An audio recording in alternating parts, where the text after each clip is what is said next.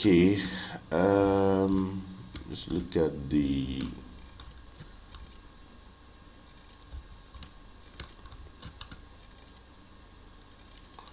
all right. So this roof is slabs, like we said, and there is no continuous access to the roof. There is no continuous access to the roof. Okay, so the code states that, let's look at what the code states for BX6399 part 1 for roof load.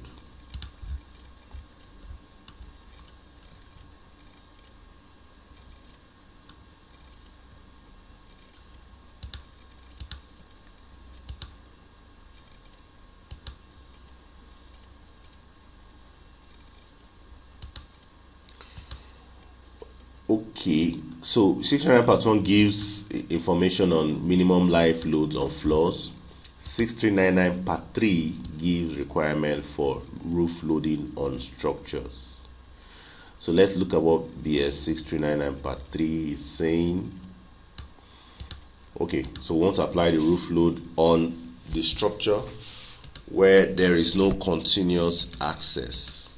Okay, so he says that where access is provided to a roof, allowance should be made for an imposed load equal or greater than that which produces the worst load effects from one of the following. So where you have a continuous access to the roof, you need to apply a 1.5 kg per meter square. But where you do not have access to the roof, in our own case, we do not have access to the roof structure. Okay, so you look at it, the staircase, you see that does not continue to the roof. So it's only for maintenance purposes that you could access the roof. Okay, if you're trying to either maintain the felt, there will be an access ladder on that floor where the technician would go and access. So where you do not have continuous access to the roof, the code states that a uniform distributed load of 0.75 kg per meter square should be calculated for the roof load. That's what we have done. So this is the imposed load on the roof, right, on the roof slab. Then for the roof beams, the self-weight of the roof beam will be generated by staad. The roof beam finishes is 1 kg per meter. So this is an assumed value as the finishes that will be applied on the roof beams and the corresponding parapets. The roof dead load, which is going to be transferred to the roof beam. You know that you have slabs on the roof level, and then you have beams beneath the slab at the roof level. Okay, so this loading from the roof slab will be transferred to the roof beams. So staad will do that using a mechanism called floor load. Okay, staad will transfer it properly in compliance with the code requirements based on the yield line failure mechanism, as I've showed you earlier on here.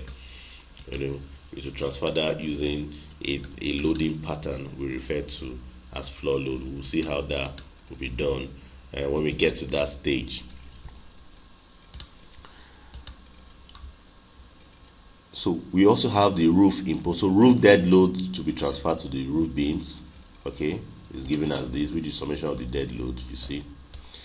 Then roof imposed load to be transferred to the roof beams as well. So this is there, which is the same as that. Now the next thing is the environmental load, which is the wind load. Now we're going to calculate the wind load in the transverse and longitudinal direction of the structure. Transverse and longitudinal direction. So this is the transverse direction and then longitudinal direction. We're going to take it one after the other. Before I explain this, we need to understand that the wind loading, because of the height, the wind pressure intensities varies with height. You will see how that will be obtained from here. So the higher you go, the lesser drag effect on the wind velocities and the corresponding pressure intensities would increase. Recall that the wind pressure is a direct function of the density of the air at the corresponding temperature, as well as the velocity of the wind. So the wind pressure is a function of the density and velocity of the wind. So where you have lesser effects, lesser drag, okay, which are internal friction in fluids, to the wind speed or the wind velocity, because the vector quantity, the corresponding wind pressures you would have will be higher. So the higher you go, the lesser drag you have on the wind velocities and the more wind pressure intensity you would have. So we're going to calculate the wind pressures per each level. So we're going to calculate the wind pressure on the roof level, third floor, 4th floor, and so on. So because the structure is a closed structure with windows, the wind forces will impact on the entire structure. The total force will be transferred to the joints, okay, as point loads. So let's look at how that is done. Now, in compliance with the code, it says that so the information we need to provide, from the client is the basic wind speed. Okay, so the basic wind speed is the mean hourly wind speed that will not be exceeded. The potential for that being exceeded is about 1 in 50. That's about 0.02. The probability of that being exceeded. So that's the basic wind speed you need to supply. The next thing you need to calculate is the site wind speed. But before you calculate the site, you must know where the site location is. So for this design, our client site location is such that the distance to the sea is between 2 and 10 kilometers.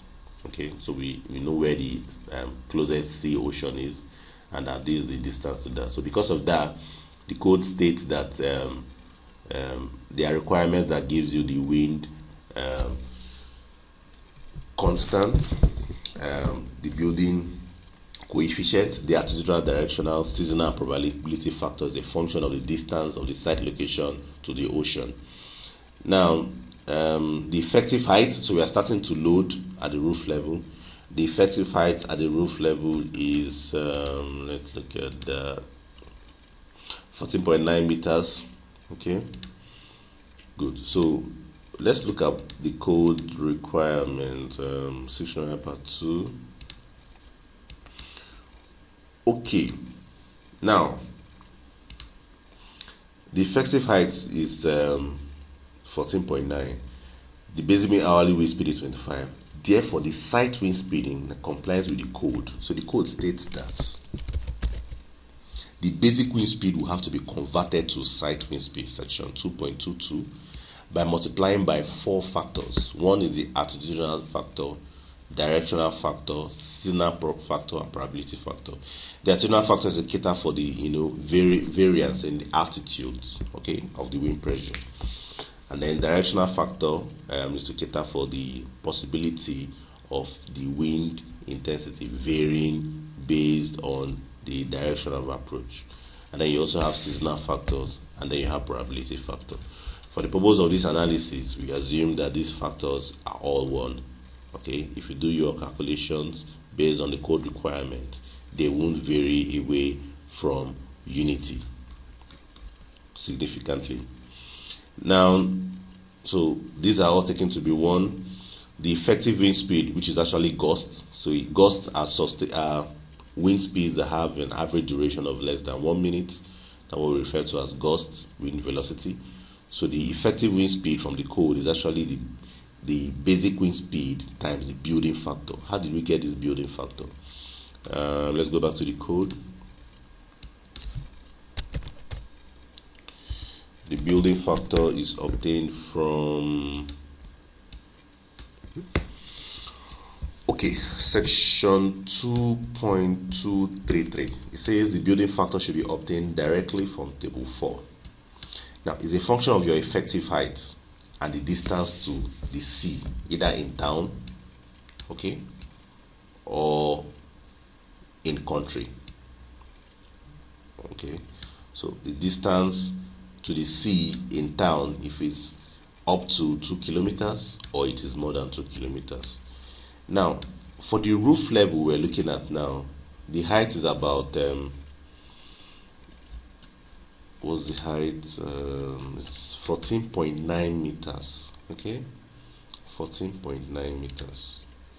So let's go back to the code.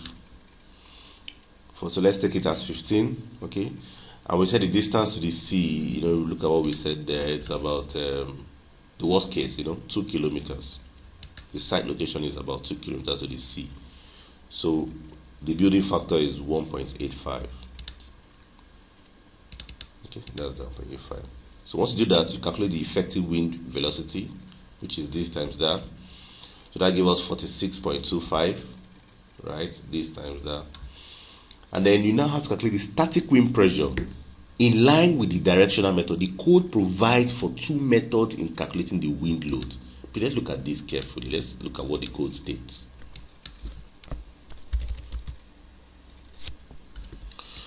Now, you are at liberty to select the choice of method. One is the standard method. In the standard method, you use standard wind speeds in all directions. So it means that in every approach, attack, wind direction, the wind velocities are the same. Let's look what it says. It says provide values of wind speed to be used with the standard pressure coefficient to determine orthogonal wind cases, wind load cases corresponding to the wind direction, notionally normal or parallel to the faces of the building. The standard method used simplified allowance for significant topography, which we said. Okay, so if you have topographic difference changes, we talked about the attitudinal direction, seasonal direction. Those factors are used to cater for differences in topography and so on. So this is standard method. So standard method, one wind speed is taken in all directions. But in directional method, the values of the wind speed for different wind direction is to be computed, taking into account the terrain appropriate to the wind direction being considered, to be used with the directional pressure coefficient. So in standard method, you have a standard wind velocity which is used in each orthogonal method, and then in orthogonal direction, and then you have the standard pressure coefficient, which is the external and internal pressure coefficients that is calculated for each direction. But in directional method, you have wind velocities that are calculated in all directions. You are usually advised to use the standard method because it gives very conservative values for wind velocity for buildings less than 100 meters in height. Okay. Then when you have it more than that, then you could bring in the directional method. Okay. So we have said that. So the static wind pressure is given by the expression CPE, CPI, CA that, where this is the external pressure coefficient, this is internal pressure coefficient, and this is the size effect coefficient. Let's look at where this expression is obtained from the code of practice.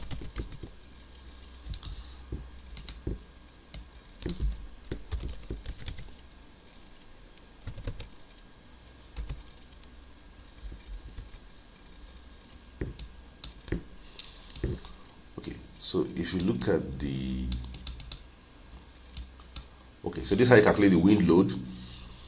So the dynamic wind pressure from the standard method is given by this expression 0.613 VE square actually. So 0.613 is actually half times rho, where rho is the density of air. It's taken as 1.221 kilogram per meter cube. So half times that times effective velocity square will give you the dynamic wind pressure. But then the wind load based on the dynamic wind pressure is given by this expression. The external pressure of the wind load is given by this expression. The static wind load times these two coefficients. Like I said, this is the external pressure coefficient obtained from that section, and this is the size effect factor obtained from that. Then the internal wind surface pressures given by this. Therefore, the net wind load acting on a surface is given by the algebraic summation, taking into consideration the sign convention, external minus internal wind pressure.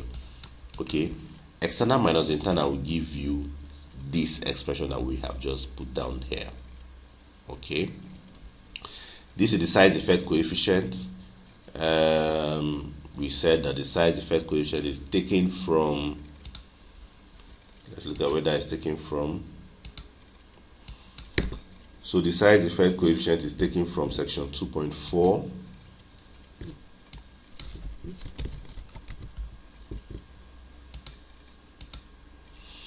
Good. So the size effect coefficient is a function of the diagonal dimension A and then the height of the structure. This diagonal dimension actually is the diagonal that represents the windage loaded area. That's a diagonal through the wind loaded area. So in our own case, we're looking at the roof level. Where were we?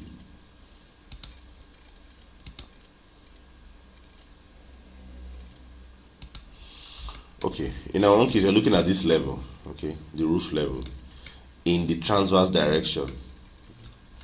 Not the long, this is longitudinal direction, so we're looking at the roof level in the transverse. So if you look at this is transverse direction. Transverse is in that direction. So look at the loaded. So this is where the diagonal of the loaded area is what you refer to as A. So when you get this A, you have the effective height. Our effective height in this instance is 14.9 meters. Good. A is about 12. Okay. Then we go to, so effective height between 10 and 15. So this is where that falls in. Then site in country, where the site location. So site location, this proximity to C, we said is around 2 to 10. So the curve is curve A. So you go to curve A, the diagonal dimension we said is about 12.183. So this is 10, 20, 30, 40, 50, 60. So 10, 12 point something around there. And then you get to A. So roughly about 0.95. Good, that's it, 0.95. Okay, the same way you go to CPE, which is your external pressure coefficient.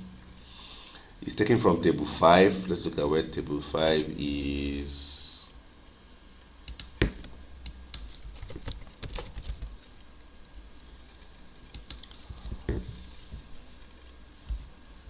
Okay, so this is the external pressure coefficient table, table 5. Now, it's a function of, now we're applying the wind in this direction. Remember we said in the orthogonal direction. The code permits you to apply the wind direction, the wind load in orthogonal direction depending on the symmetry of the structure. So you have in the transverse direction and then the longitudinal direction. So if you're looking at the transverse direction, we want to get CPE, which is the external pressure coefficient, right? That one. So what do we do? It says, let's look at what the code states, what it depends on. CPE. So it says for walls, external pressure coefficient for vertical walls is given on that table, like we said. Now, it's a function of the ratio of D over H, where D is the inward depth in the direction of the wind load. So if you're looking in the transverse direction, the inward depth is the width of your building. So let's look at what we are looking at here. So we are looking to apply wind load in this direction. So the inward depth is the width of this building. So let's measure it out.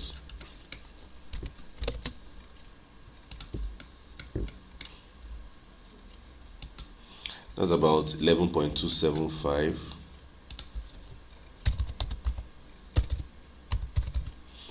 Okay, so the inward depth divided by, what's the code saying? By the height. Okay, so if it's less than 1 in the windward direction, these are the factors. If it's greater than 4, this is that.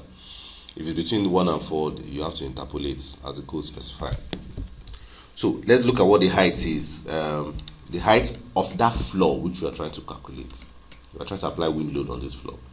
So this is 14.9, 14.4, which is about 0.5. So this all over 0.5 is about 22. Wow, that's more than, that's greater than 4. So it means that the factor is 0.6.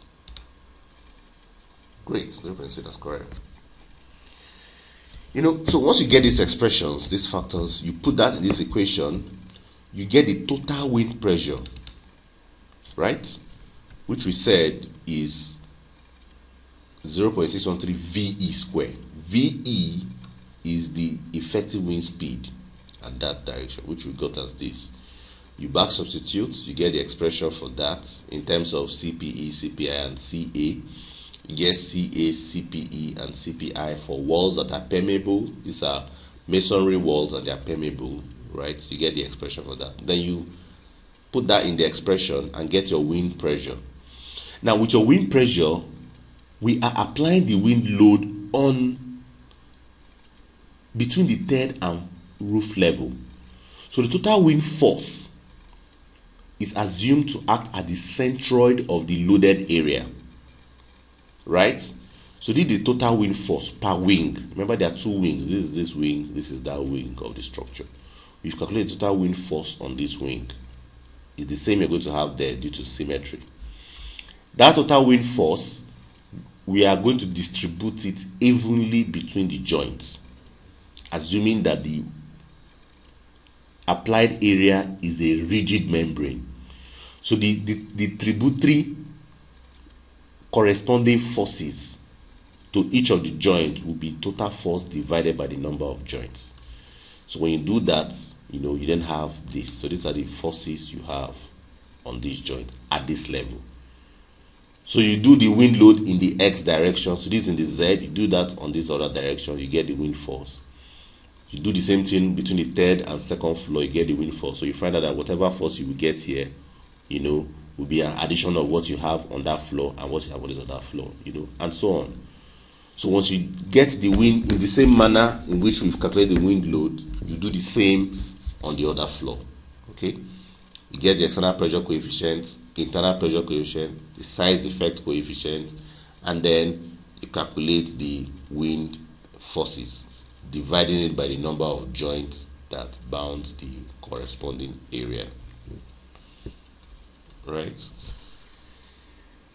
Now, for the first floor level, because the first floor is suspended, you don't have any closed region. It is suspended. Your wind pressures, which you're going to calculate, is going to be applied on the columns as a distributed load. That wind pressure times the thickness of the column or the width of the column will give you distributed loads on the column. Right? So the wind pressure times the thickness of the column will give you distributed loads on the column. In the same way, you would go to the second and third floor, calculate the dead loads on the structure, the imposed loads on the structure on that floor, the dead load transferred to the beam on that floor, the live load transferred to the beam on that floor, and then the environmental loads on the structure on that floor. The next step is to model the entire structure in staad. Let's look at how we're going to do this.